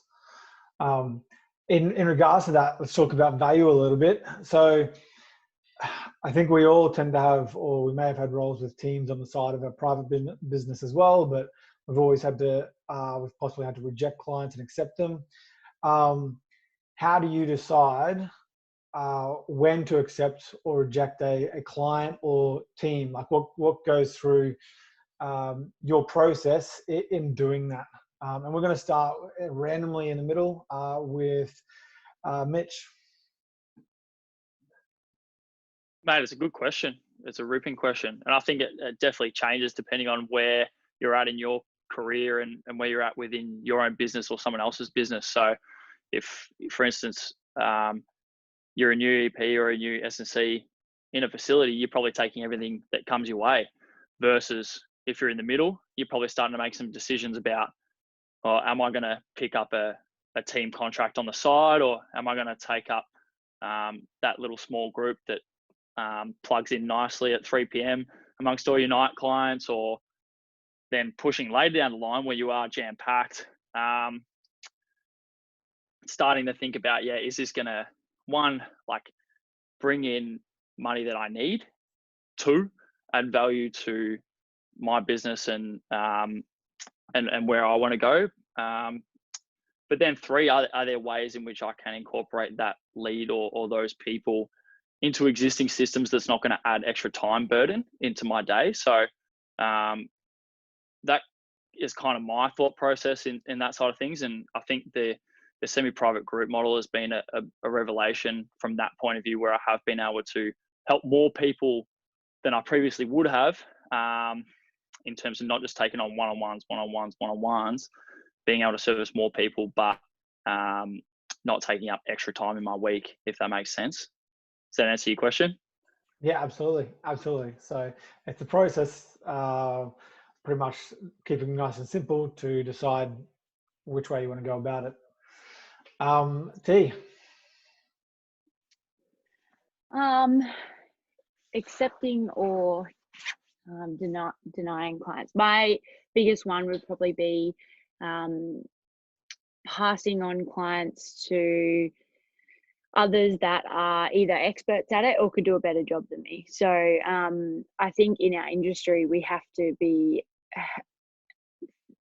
very aware that we can't solve everything all the time, and that's okay. And a really big part of our industry is getting to know those that are experts in their different fields, and being practitioners in a multidisciplinary area, you have to make connections with physios, with surgeons, with all these external stakeholders that have a part in your client's say. But I think someone touched on it before, like I would never give out nutrition advice if I was asked for it. I have my dietitians that I would refer to, and I'd push my client that way. And I think that's what we have to do in our industry. Like, referral is the best compliment you could get. And I've been given a lot of those. Like, if you want to better yourself and you're a female athlete, go train with T.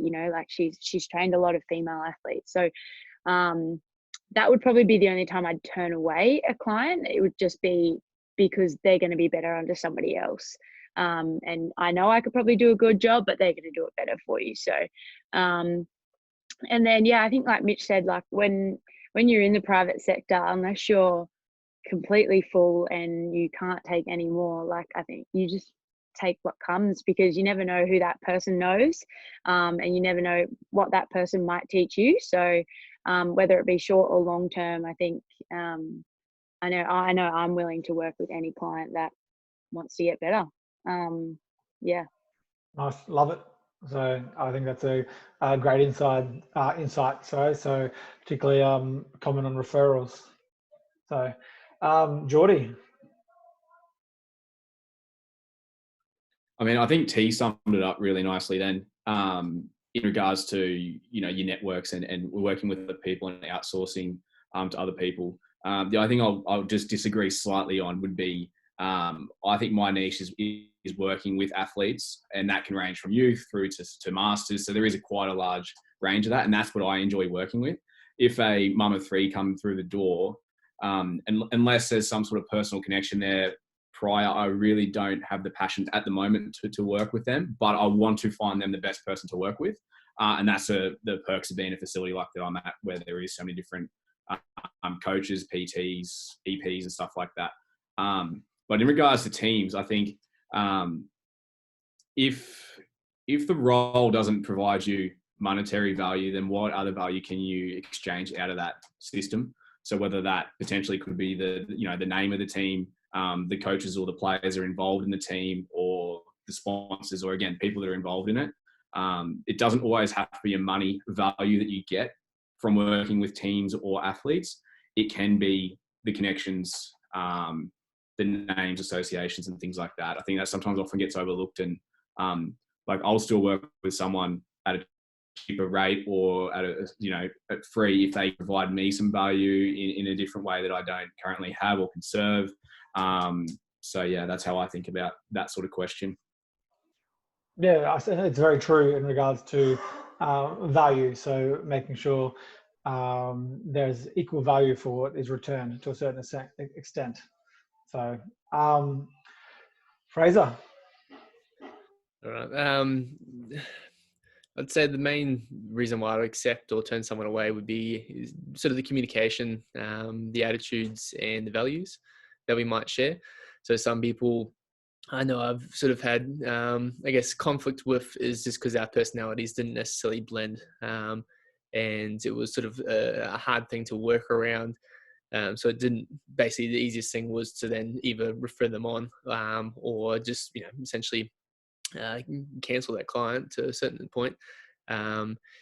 And whereas those that do blend well, it makes your time better well spent. You're more likely to invest in that person, as well as that they're more likely to buy into what you have to say, which is just makes the whole process a whole lot more easier and enjoyable.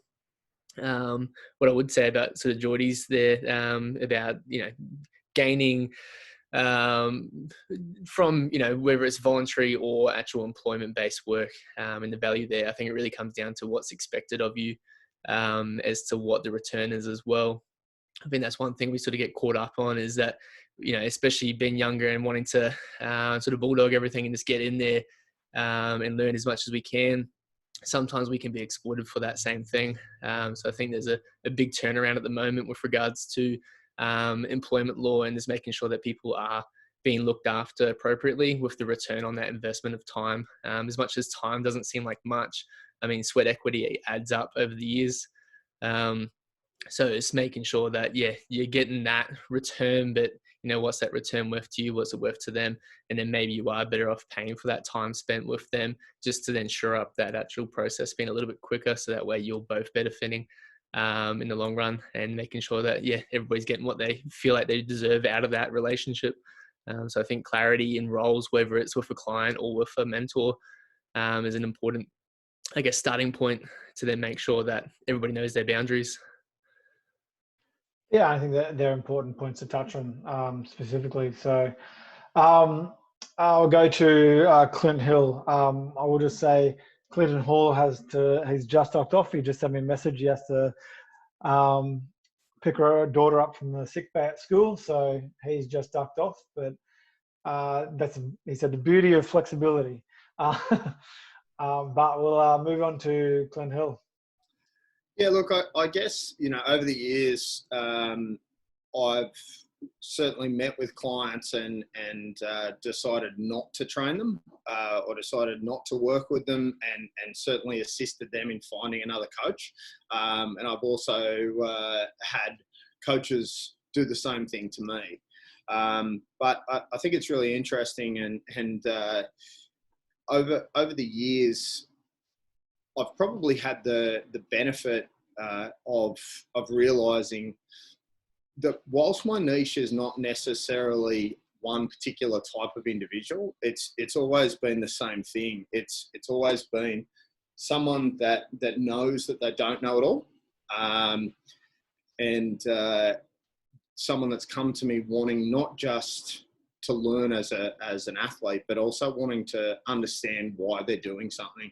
And T and Jordi both touched on this, and Mitch did a great piece on his social media many months ago about, you know, understanding what is actually what the athlete wants.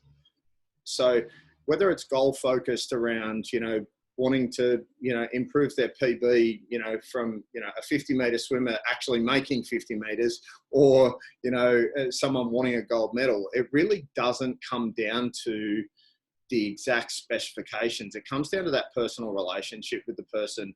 And I've said it many times that for me, you know, and strangely enough, one of my athletes has just walked into the room. I had to duck off quickly and let him in the door while we were sitting here. Professional rugby player, is playing in Germany these days. And mate, the personal relationship that I have with my athletes, you know, it stemmed 4 clubs now. And you know, we're still mates. We're going to go grab lunch after this. So the thing that I think is a real essential piece is, if you would like to hang out with that person on a personal level, there's a definite change in that, and that coaching style, like I said before, is something that's important to me. That doesn't mean you'll have that with every athlete and every client. You certainly shouldn't, because that's a hell of a lot of time that you would be spending with each person. But I genuinely believe understanding that it's your personal time. And if you're investing that in them, you should definitely want that person to, whether it's achieve a goal or be able to, you know, develop greatness, whatever that may be to that individual, I think is super important. But the last part for me to answer that question is that I genuinely believe that as a strength and conditioning coach, we need to make sure that we're happy with our role, we're happy with ourselves, and we're certainly happy with the people we work with, whether it be a team, an individual. And if you're not, get out of it, because you're a long time dead, my friends. And I think genuinely it's about understanding that this is just a job. It's a passion of mine, and I've been very passionate about it for many years. But I genuinely believe you must be invested in it, but it can't be the only thing that you're about. Absolutely. I'll touch on 2 points you made there, particularly when you're talking about relationship with your clients. Like at the end of the year, actually started this year, my rowing client rang me up, and I was one of the people she trusted the most with actually her personal matters as well. So she rang up crying. We had a big half-hour, 45-minute chat on the season and her personal life and all that kind of stuff. But if I had all my clients ringing me up for that, that'd be exhausting. So you're not going to have the same relationship with every client, but yeah, sometimes you're going to be more personal with some and less personal with others.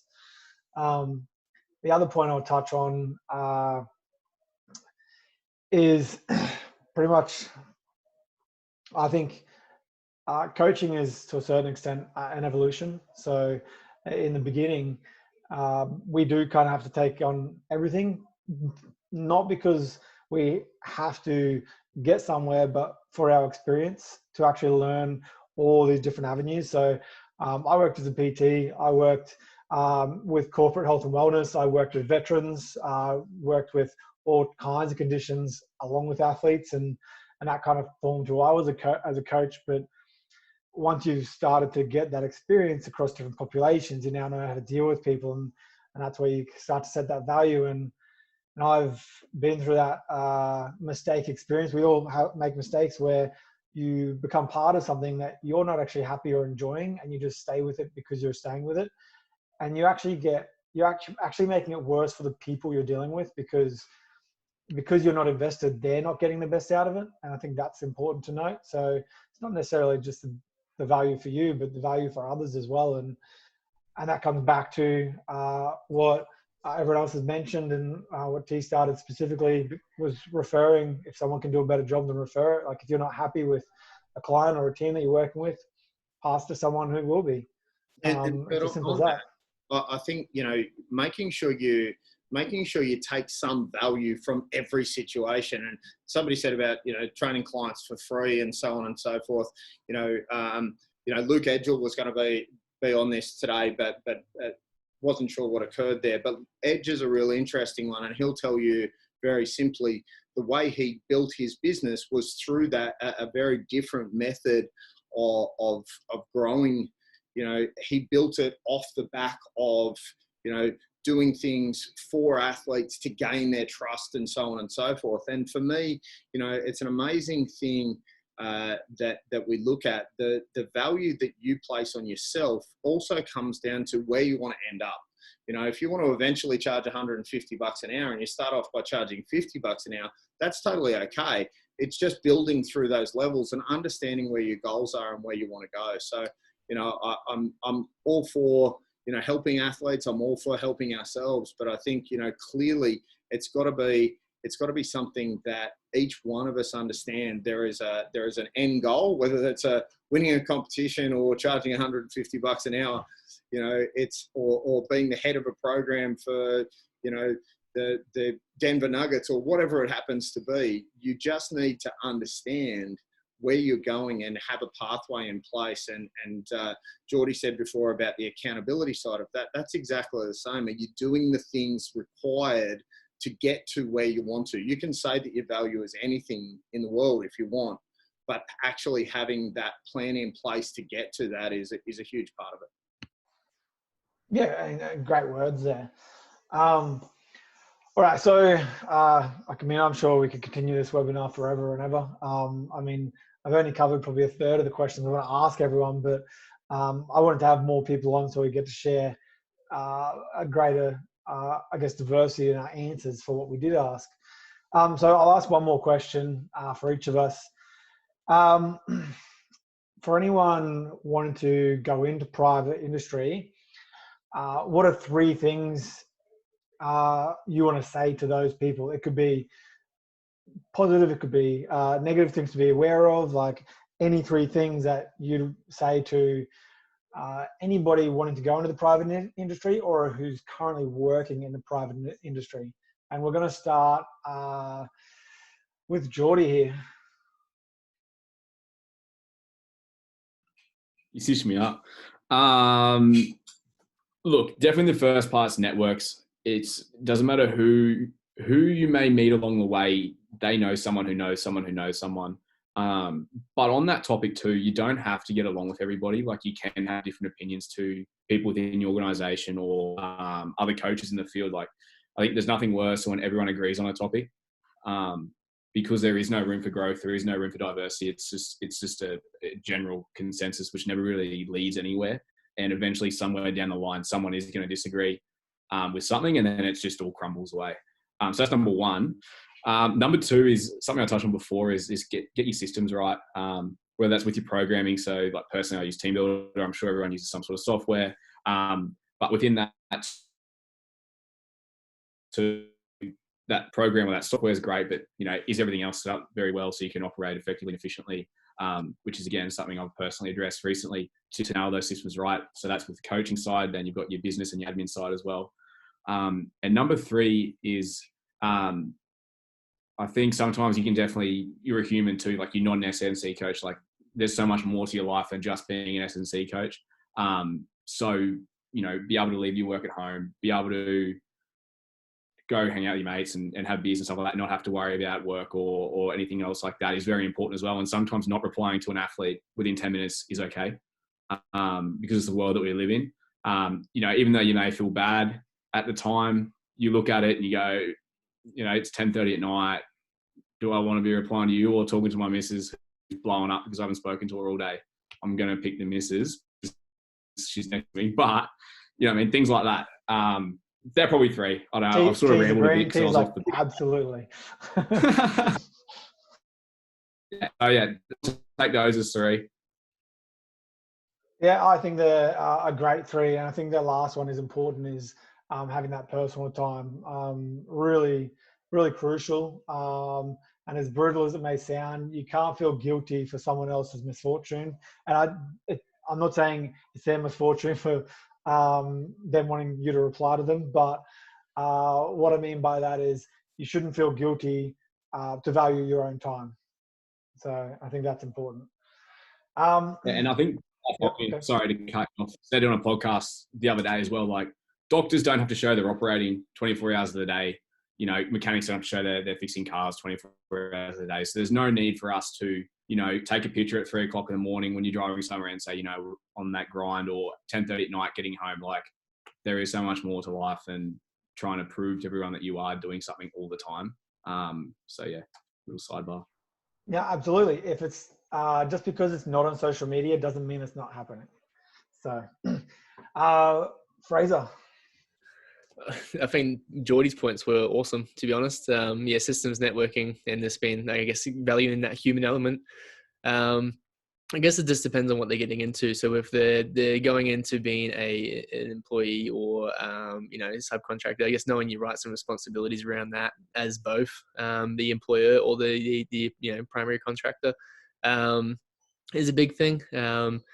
But otherwise, yeah, I think systems and networking are huge, just because that does offset your time to then be more human as well and enjoy that factor and value time in that sense. I think Jordi nailed it, to be honest. Happy with that.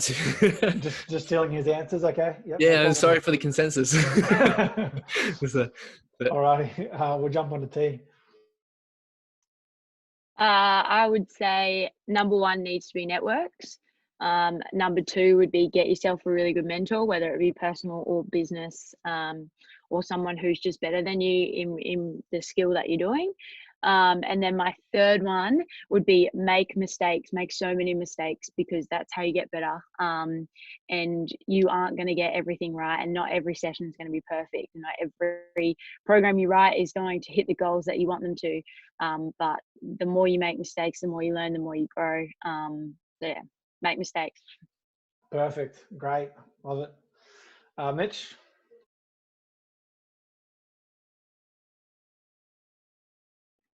Oh, sorry, mate. Am I back? Yep, you're back.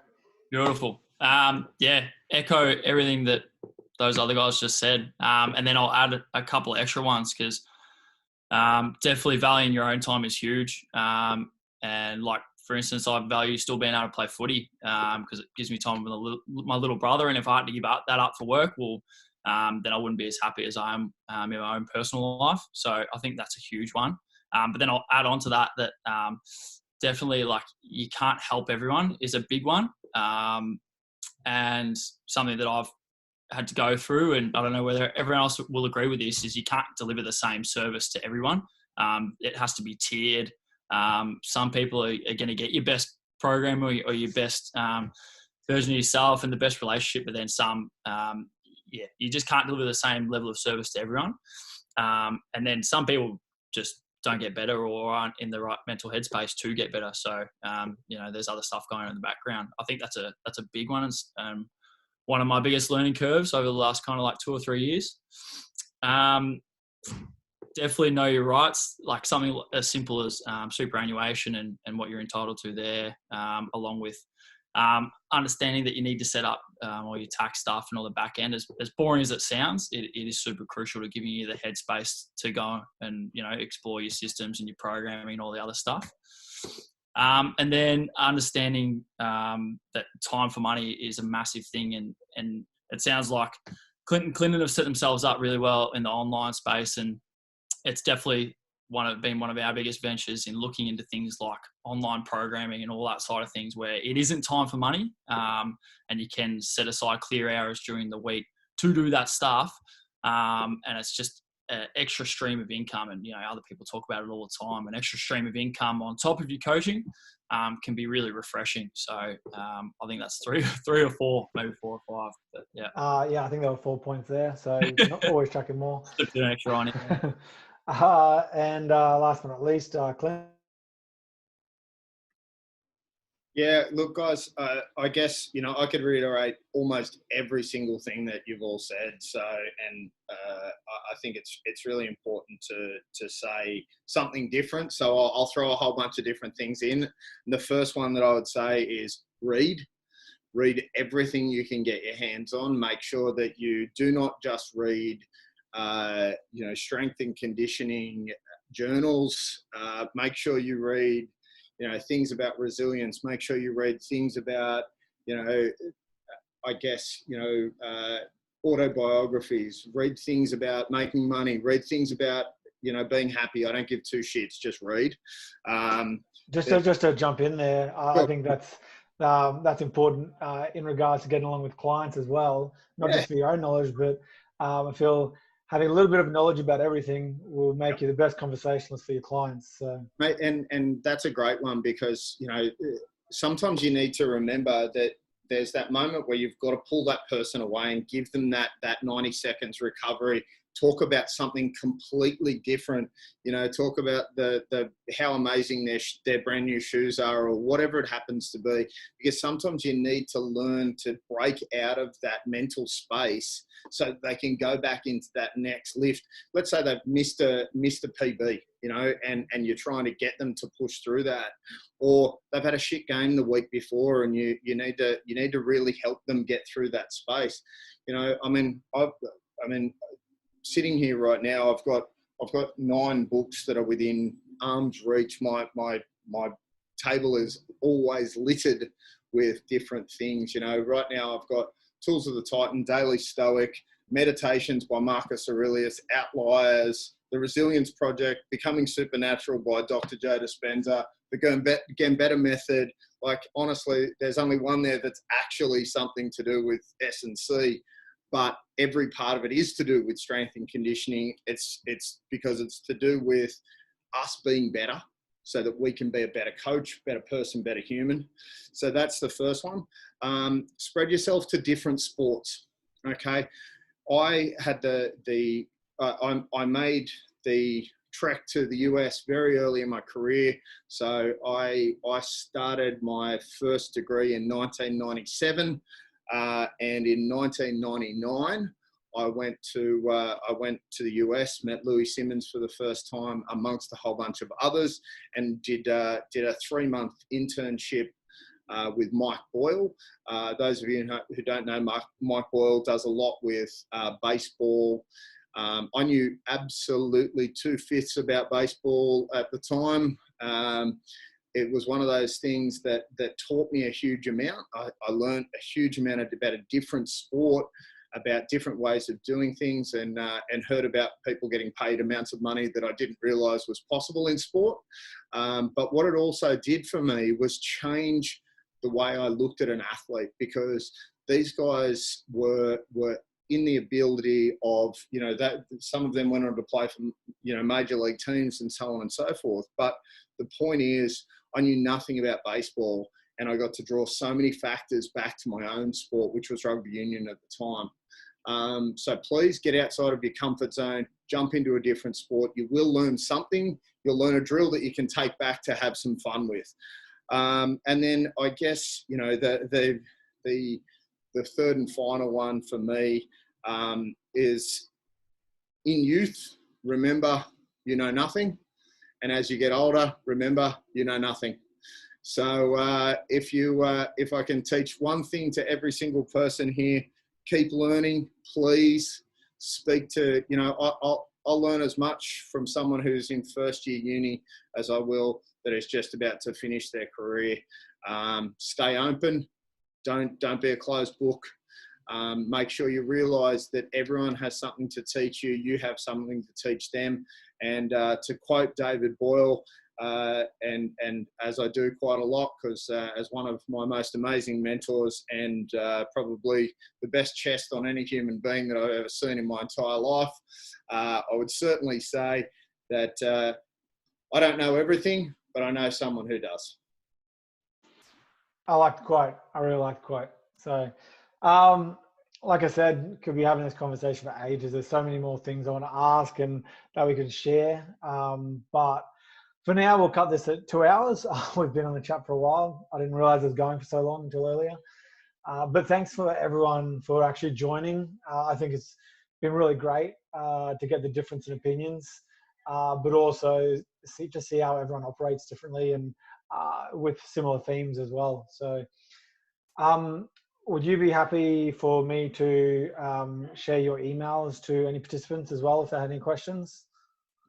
Sure thing. Yeah, sweet. Awesome. So I want to stop this. This will jump onto YouTube and Spotify. I'll send everyone the links, so you can listen if you want, share if you want, do whatever you want with it. But thanks again for joining. But we'll all be in touch. Hey, and guys, on behalf of the other coaches on the panel, and sorry for jumping in, thank you, Kurt, for having us. Those are great opportunities. And for the younger coaches out there that are listening to this, if you want to be on something like this with Kurt, reach out. Reach out to people who run podcasts. Get involved. It's a great way to promote your own business, your own S&C style. But it's also really important to understand that, you know, there's people on here that I'd never heard of until Kurt introduced me to, you know, and I think it's really important. And you know, I get called the stubborn old man at 42 years old, and you know, been around the traps a while. But I try to make sure that, you know, I really put myself out there, whether it be on podcasts, these kind of roundtable discussions. You know, I had the opportunity to present at last year's ASCA course, as did Kurt, and it's very important that we acknowledge the people that do things like this, Kurt. So thank you very much for your time in setting this up, mate. It's a massive kudos to you, to the industry, and mate, I really appreciate you taking your time out to organise all of us. So thank you, mate. Well, good, Clint. Glad I can help provide some value to other coaches. All righty. See you guys. Enjoy the rest of your week and the rest of your weekend. Thanks, guys. See ya. Thanks, guys. See you. Take care.